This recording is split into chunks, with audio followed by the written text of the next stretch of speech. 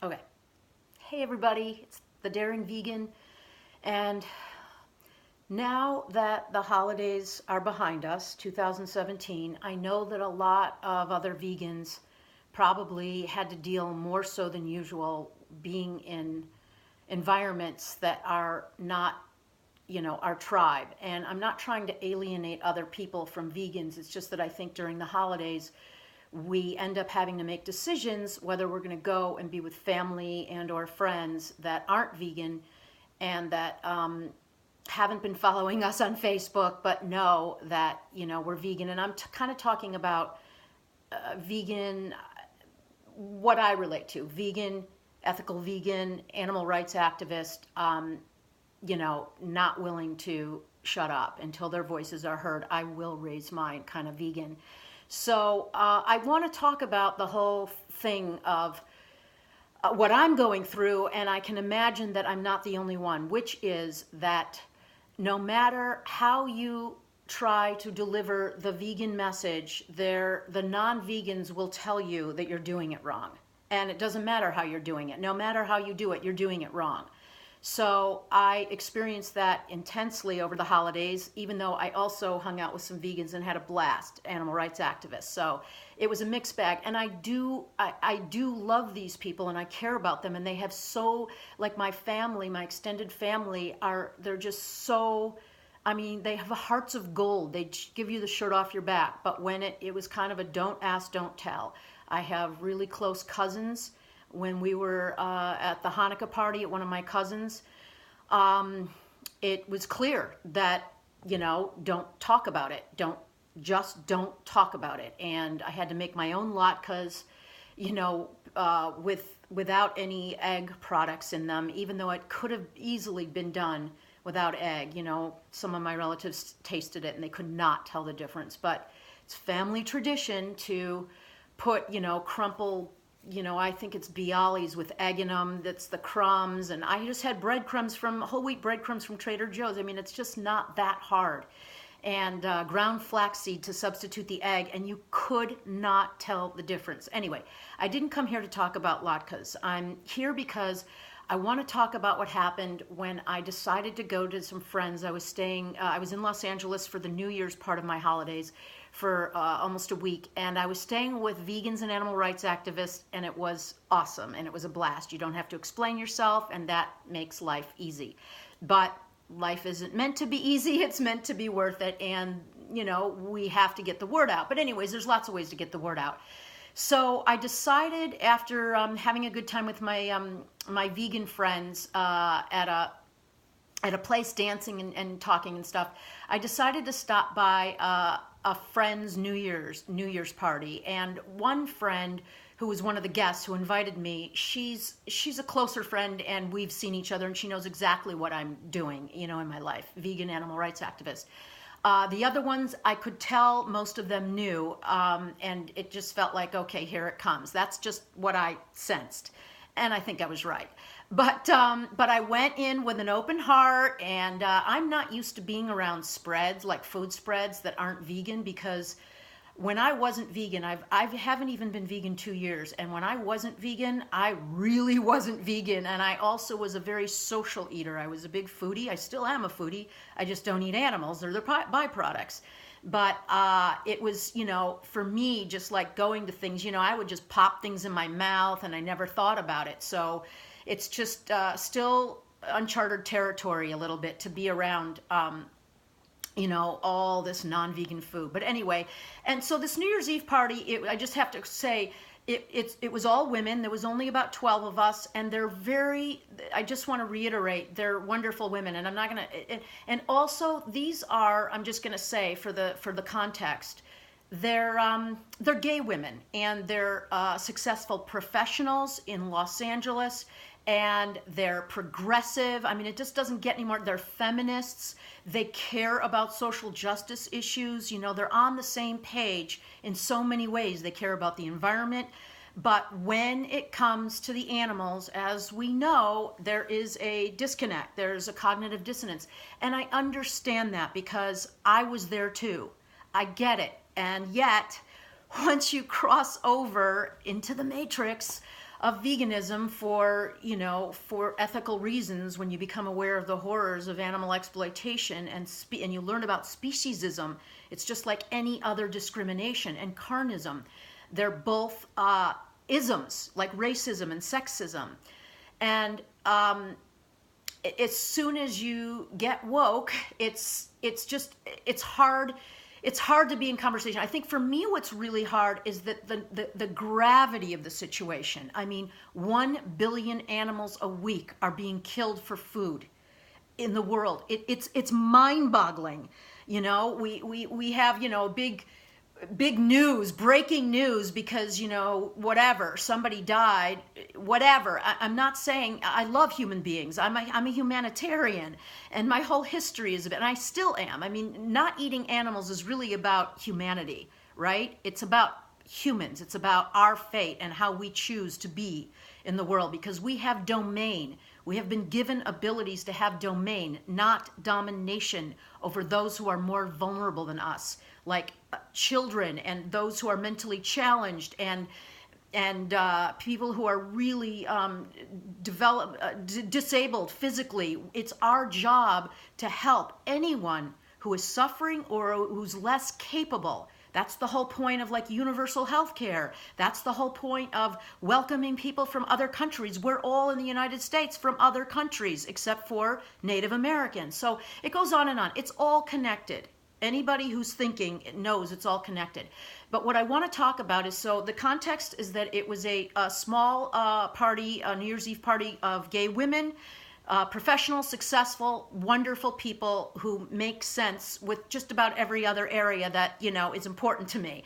But when it comes to the animals, not so much. So anyway, most of the evening, I wasn't there for super long, but the time I was there, it was, nobody wanted to talk about veganism. I mean, unless I was, you know, wanted to talk about, you know, recipes all night, you know, and I did do that with some people because, you know, I like, there was a dish there that was delicious. I'll post the recipe. It was like roasted carrots with olive oil and cumin, and I think it was Diane. Thank you, Diane, whoever sent me that recipe. But I will, I'll take it around. I'll spread it because it was really good, and I can't wait to make it. But that's not the point. Is not to talk about recipes all night and try to get people. And I understand that, you know, when you're in a group of people, you have to read the room and you have to read the individuals. And for some people, if you address the environmental aspect, it'll click there. For some people, if you address the social justice issue, for some, it's the spiritual aspect that, you know, or religious, thou shalt not kill, do unto others, you know, compassion. I mean, everybody is about compassion, and not many people, unless you're a psychopath, are for animal cruelty. So, you know who you're talking to, and if you're talking to LGBTQ, you know, or BLM, Black Lives Matter, anybody who, immigrants' rights, it's social justice issues. I get that. I'm savvy. I wasn't born yesterday, and I've been doing things like this, you know, speaking out for the oppressed all my life. All my life I've been outspoken.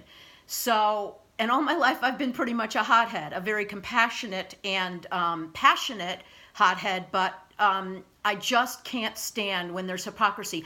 All of us are hypocritical. It's not about being perfect.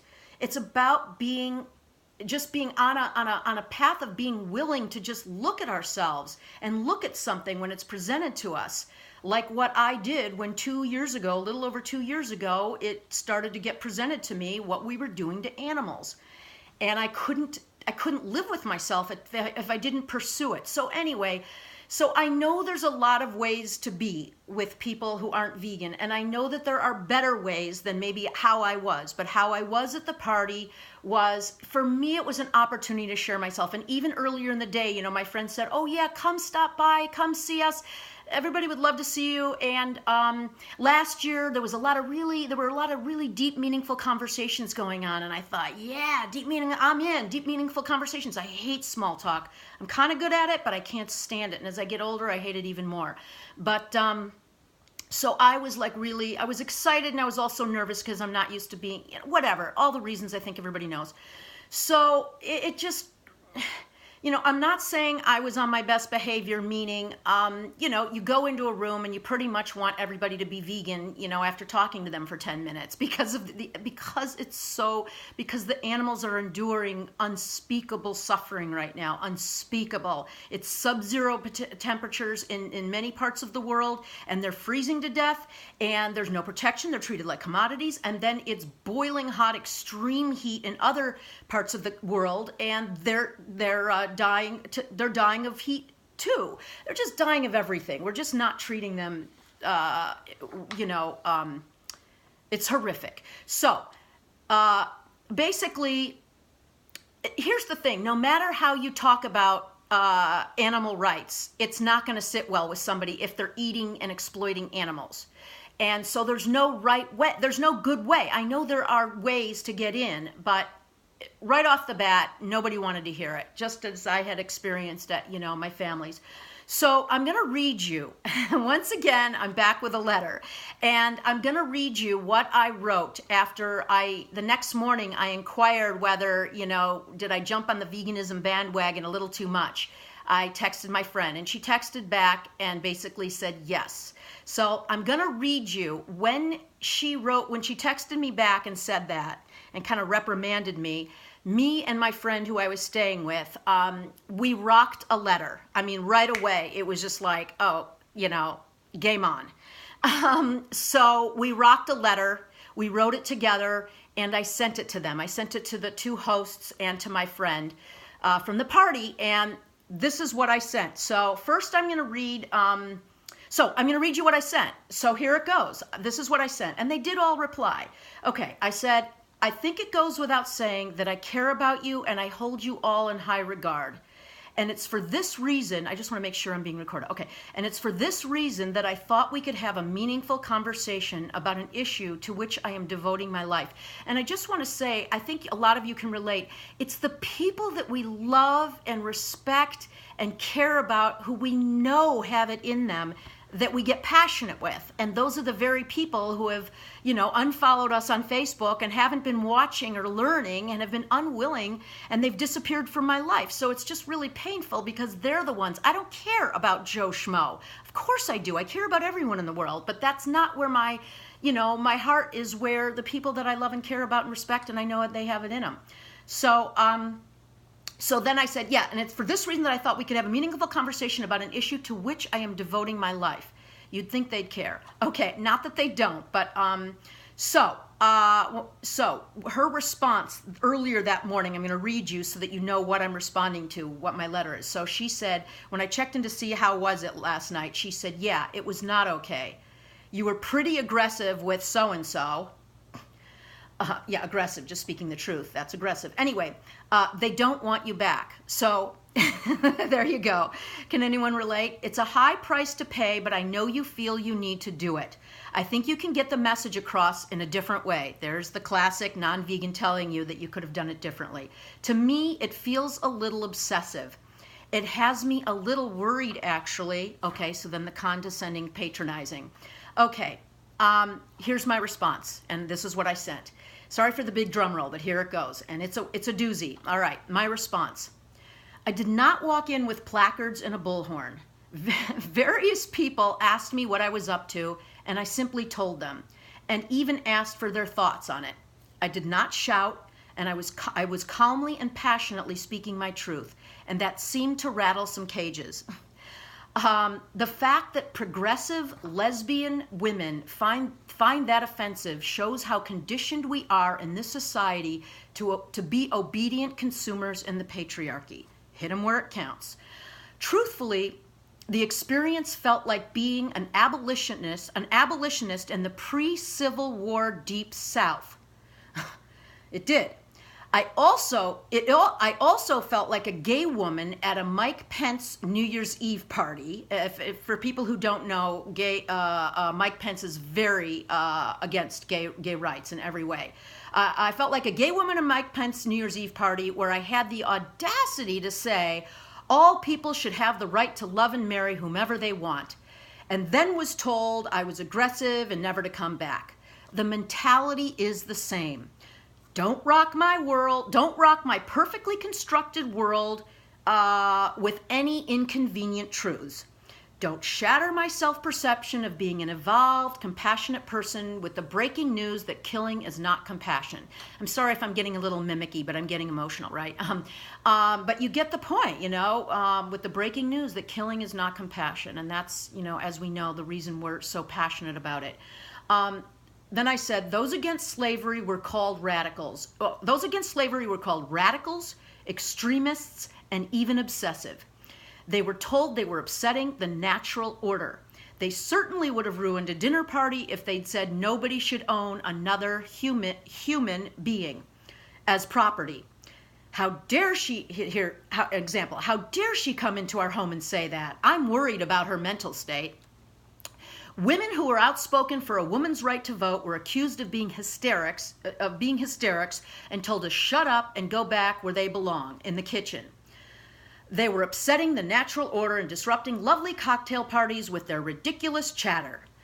Those who said being gay is a natural state of being were pathologized and classified as having a mental disorder. Sound familiar? Didn't mince words here. Every time we try to move society forward and expand our circle of compassion to include those who are different than us and ask people to put themselves in the shoes of those they exploit, there will be blowback from those unwilling to open their minds and hearts to the negative consequences of their actions. It can be painful to look at ourselves in the mirror when we are in the role of the oppressor, given how much we detest this quality in others who are oppressing those more vulnerable than themselves. And it's because you are all so bright and successful and have, in some ways, become the establishment that's invested in ignoring this burgeoning social justice and civil rights movement, the animal rights movement. Consider that you should expect to be challenged. The days of deference to those like yourself in positions of power are thankfully over. Perhaps if you had regarded our conversation as speaking truth to power, you would have been more understanding.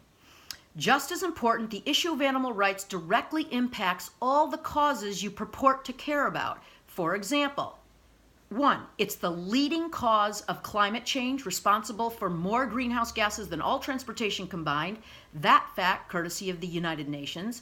2, animal agriculture is the leading cause of human world hunger because the 60 billion farm animals that we kill for food every year eat far more food than they produce as meat or dairy. The soy, corn, and grain we feed to cows, pigs, chickens, turkeys could go instead to children who are dying of hunger as I write this. And 3, as feminists, we say rape is rape. None of these animals reproduce by making sweet love in the pasture. They all are sexually violated. It's the ultimate patriarchy. So, then I said, this is how I end it. These are the facts. If they make you uncomfortable, don't blame the messenger. In 2018, I hope progressive liberal feminists such as yourself will extend their circle of compassion beyond the boundaries of their own species. The irony is, if the same conversation were to happen on a hit TV series, it would be considered authentic and compelling, just as Transparent, the TV show Transparent, on Amazon, brilliantly deconstructed the conundrum that is Israel in their most recent season. It's sad that the only real conversations we can have are those written by scriptwriters. I apologize for offending you with a deep conversation, and I'm disappointed that you, of all people, would consider it rude to talk about the cruelty that dare not speak its name. Very sincerely, Danny. So, pulled no punches, and I don't regret it. Anyway, I just want to say all that. I did get responses. I do respect them. The responses were, one was basically saying, because we're mostly like in our 50s, I would say 40s, 50s, these friends, and they were saying, focus on the young people. Most of the young people are vegetarian and going vegan. And I just yeah, but I'm here, no. I mean, yes, but no. the over 80 are not my target audience, but anybody that where I am is a target audience, especially people that I love and respect and care about and know they have it in me. I went vegan at 55 years old. So, there's no excuse for animal abuse. And then the other one was more like, it's all good, kind of like spiritual resolutions, new year, let's start out with, grace and love, peace out. And then the other one was, said, things like, Danny, I respect you and your gift of speaking and teaching.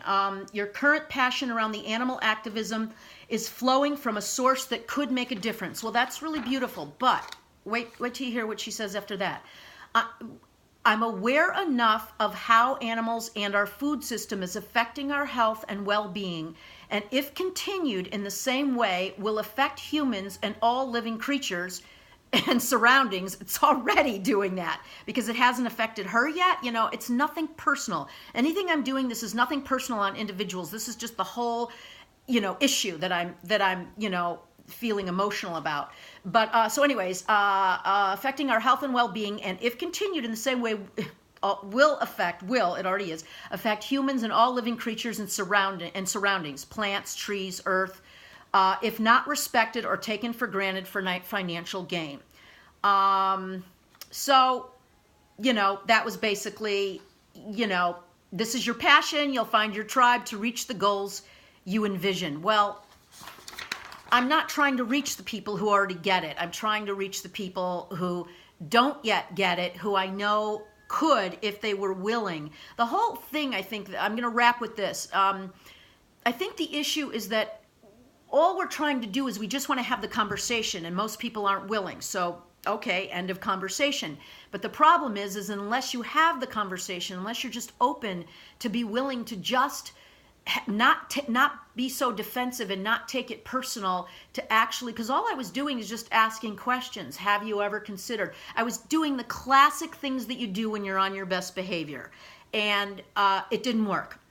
So no right way to talk to non-vegans when they don't want to hear it. And yes, they didn't want to hear it, but there's no good time to talk about it. I shouldn't have ruined their New Year's Eve, and sorry, but the animals are having a really, really, really, really tough time right now.